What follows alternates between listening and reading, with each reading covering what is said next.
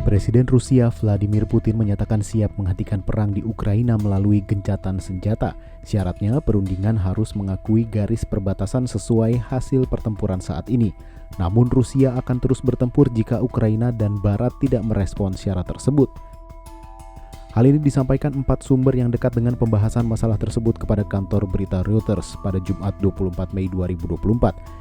3 dari 4 sumber menyebut Putin frustrasi terhadap yang dinilainya sebagai upaya Barat untuk menghalangi negosiasi dan keputusan Presiden Ukraina Volodymyr Zelensky untuk menafikan perundingan. Menghentikan konflik dengan garis batas saat ini akan membuat Moskwa memiliki bagian substansial dari wilayah Ukraina yang digabungkan secara resmi dengan Rusia pada September 2022. Namun Rusia tidak sepenuhnya memiliki kontrol terhadap wilayah yang meliputi Donetsk, Luhansk, Zaporizhia, dan Kherson. Pasukan Rusia kini menguasai sekitar 18% wilayah Ukraina dan merangsek ke timur laut Kharkiv pada bulan ini.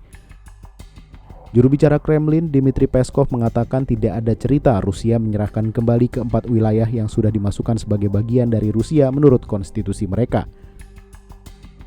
Dalam konferensi pers pada Jumat di Belarus, Putin mengatakan perundingan damai seharusnya dimulai lagi. Perundingan harus berdasarkan realitas di lapangan dan rencana yang disepakati selama upaya perundingan pada pekan-pekan pertama perang, bukan berdasarkan keinginan salah satu pihak.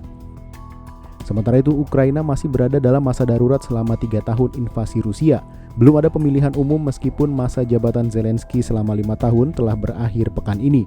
Menurut Kiev dan Barat, itu keputusan tepat selama perang.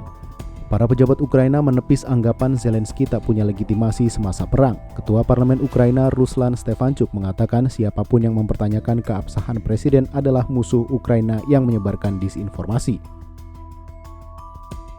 Sebuah upaya perdamaian akan kembali digalang pada Juni melalui konferensi tingkat tinggi di Swiss. Namun pertemuan yang diinisiasi Zelensky itu tidak akan dihadiri Putin. Ukraina dan Swiss ingin mengundang sekutu Rusia termasuk Cina. Moskwa menyatakan pembicaraan apapun tidak akan kredibel tanpa kehadiran mereka.